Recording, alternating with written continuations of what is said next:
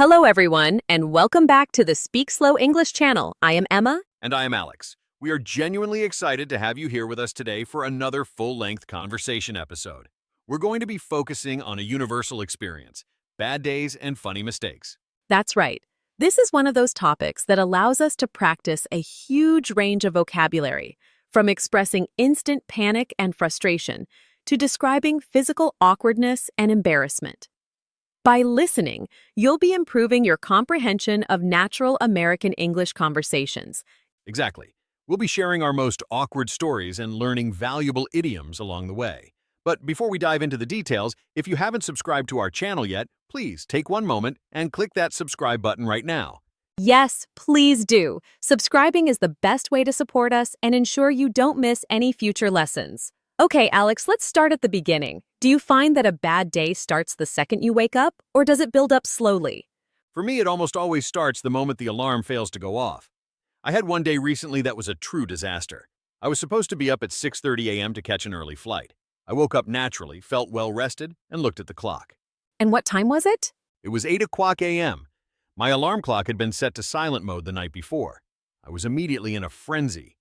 That means rushing around in a wild, uncontrolled manner. That instant panic is the worst. You feel like you've lost control of your entire schedule. Totally. So, I jumped out of bed, immediately stubbed my toe on the dresser. That painful hit on the furniture, and then rushed to the bathroom. I didn't even have time to choose an outfit. I just grabbed the first shirt I saw. And when you are in that panicked state, mistakes are inevitable. Did you have a coffee spill? Worse than a spill.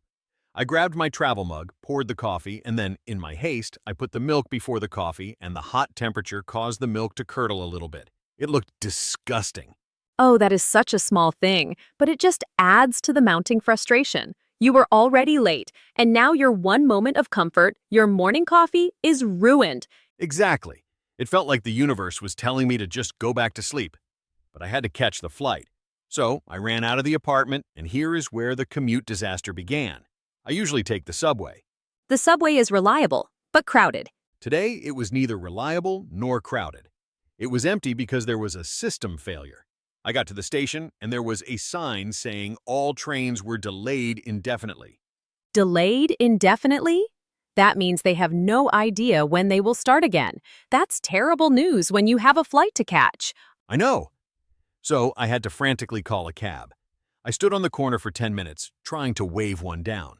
And when one finally stopped, I got in and realized I had grabbed my house key, but left my car key with the flight documents on my kitchen counter. Oh, Alex, you are describing a true cascade of errors. One small mistake leads to another, and the momentum just builds up. A perfect description.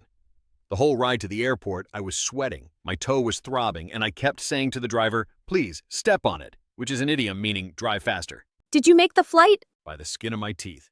That's another idiom for you. It means barely, just managing it. I literally sprinted through the terminal, but I was so out of breath and disorganized that when I got on the plane, I sat in the wrong seat. That is an easy mistake to make. It is, but I sat next to a very large man who was already settled. I put my bag up, took out a book, and then he looked at me and politely said, "I think you're in 14A. This is 14C. So you had to do the whole awkward dance of taking everything down and moving while everyone watched. Yes, I felt like the whole bad morning had been leading up to that final public humiliation. Sometimes, Emma, I think those bad days teach you patience. They do. They force you to roll with the punches, which means to adjust to difficult events as they happen. My bad days often involve social mistakes, which feel worse than physical pain, because it's embarrassment. I agree. Embarrassment can linger for a long time. In part 2, we should definitely talk about those truly mortifying social and work mistakes. Sounds like a plan. We'll dive into those professional and conversational blunders next. Welcome back, everyone. In part 1, Alex, we talked about those days where you start off with an alarm failure and end up stubbing your toe and spilling your coffee. Physical disasters. Yes, those are the frustrating, non-human errors. But now, Emma, let's talk about the mistakes that involve other people. The ones that cause true embarrassment, the kind that makes you cringe later. To cringe means to feel deep embarrassment or shame. The social blunders. I think the work environment is a minefield for these kinds of mistakes. We rely so much on email and quick messages now. Absolutely. And my biggest work mistake involved a crucial email. We were finalizing a big project, and I was communicating with a client and my entire team. I had to send a final document draft. Okay, you sent the document, right? I did. But instead of attaching the official, polished document, I attached an old draft, which unfortunately contained some very unprofessional personal notes in the margins. I had written things like, "This part is totally boring," or "Need to fix this section. It looks sloppy," And you sent that to the client? to the client and the entire team using Reply All. I hit send and immediately felt a cold wave wash over me. I realized my mistake instantly. Oh no! That feeling of realizing a mistake right after you hit send is terrifying. It's like a moment of true horror. What did you do? Did you recall the email? I tried to recall it, but it was too late. The client responded immediately saying, "Did you mean to send this version?" It was incredibly awkward. I felt like a teenager who had sent a private diary entry to the whole school. I think that's a very common mistake. The pressure of work makes us rush and we forget to proofread. To proofread means to carefully check text for errors. My work blunder involves video calls. The Zoom call nightmare. We all have one. Mine happened during a job interview. It was for a very professional role. I was dressed nicely, my background was clean. I thought I was totally prepared. We were talking about my professional history, and everything was going great. What went wrong? Did you forget to mute yourself again? No, I was muted perfectly. But about 10 minutes into the interview, my cat, named Whiskers, decided he wanted to be on camera. He pounced onto my desk right in front of the lens. Cats! They are always the stars of video calls. Not only did he jump, but he then started chewing on the cable of my headset. The sound cut out completely. I was sitting there, talking, but they couldn't hear me. I was frantically trying to get the cat off the desk without looking unprofessional. So you were silently wrestling with a cat during a job interview. That is a great visual. It was. The interviewers were just staring, trying not to laugh. I finally grabbed the cat and apologized, saying, "I'm so sorry. My cat decided to join the meeting."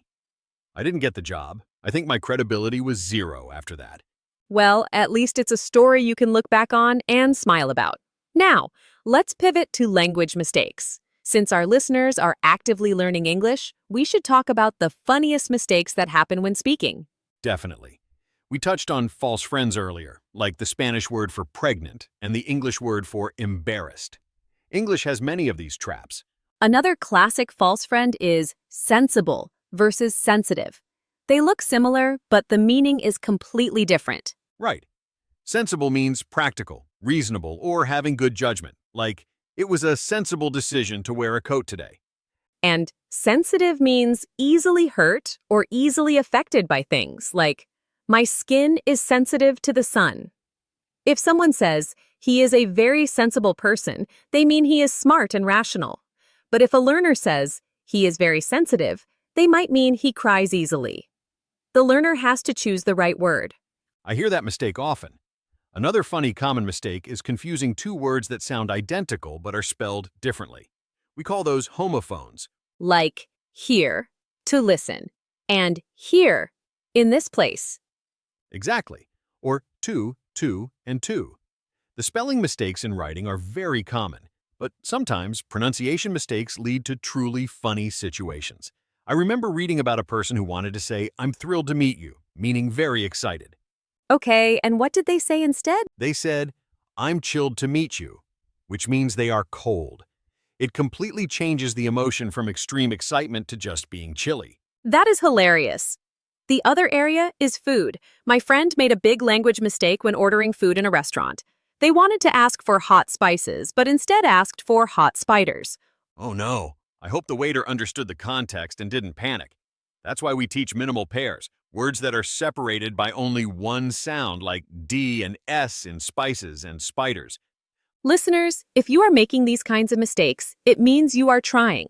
That is the most important part. Don't stop speaking because you are worried about making a mistake. Every blunder is a story. That's such a great reminder. Before we move on to the final part of our conversation, which will focus on more public and transportation-related mishaps, let's quickly remind everyone. If you are learning new things today and enjoying our slow, clear English conversation style, please hit that subscribe button right now. We need your support to keep this channel going. Yes, subscribe, like this video, and share it with another English learner. Alex, I think that's a good place to pause. We've talked about work and language. Next, let's cover public transport chaos and last-minute travel stress. Sounds like a recipe for disaster. Let's save that for part 3. Welcome back to the final segment of our conversation on bad days and funny mistakes. Emma, in the previous parts, we talked about morning chaos and work blunders. Now, let's talk about public fails, mistakes we make when surrounded by strangers. Public mistakes are always the worst because you feel like you have a huge audience. My most embarrassing moment happened on the bus. I was completely exhausted after a long day. I sat down and immediately fell asleep. Falling asleep on public transport is common. Did you miss your stop? I did, but not only did I miss my stop, I was having a very vivid dream. I woke up suddenly and yelled out loud, "The house is on fire!" Oh, I can just picture that. You shouted an emergency warning on a quiet bus? Yes. The entire bus went silent.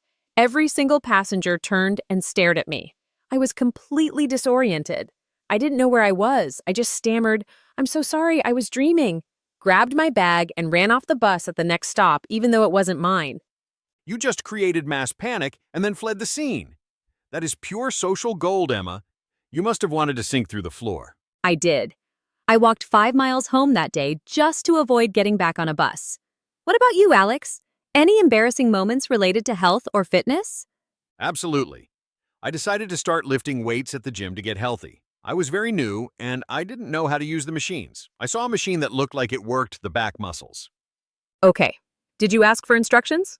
No, I decided to fake it till you make it, which is an idiom meaning you pretend you know what you're doing until you actually figure it out. I sat down and started doing the exercise, but I had the resistance weight set way too high. And what happened? I pulled the handle down, and then when I released it, the weight stack went clattering down really loudly. The whole gym stopped. It made the loudest noise possible. It was like a cartoon sound effect. Laughs. The clang of the weights. That's every gym newcomer's nightmare. Everyone stopped their workout and looked at the skinny guy who almost broke the machine. I quickly adjusted the weight to the lowest setting, pretended nothing happened, and then quietly left the gym 10 minutes later. I didn't go back for a week. That's how small mistakes can make us give up temporarily. It's important to remember that everyone in the gym has made that mistake. But let's switch gears to modern mistakes. Technology fails. Tech fails are constant. I'm thinking mainly of autocorrect. That thing causes so many funny mistakes when texting. Autocorrect is definitely a menace. My phone once changed the word date to death. I was texting a friend about a movie. I meant to say, "What is the date of the premiere?" And what did the text actually say? "What is the death of the premiere?"